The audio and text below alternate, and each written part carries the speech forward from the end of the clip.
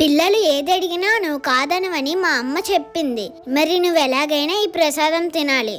ఏ పాప, గుడి మూసే సమయం అయింది, బయటికి రా అమ్మా. దుర్గమ్మ, నా ప్రసాదం తిన్నంత వరకు నేను రాను. అమ్మవారు తినడమేంటి?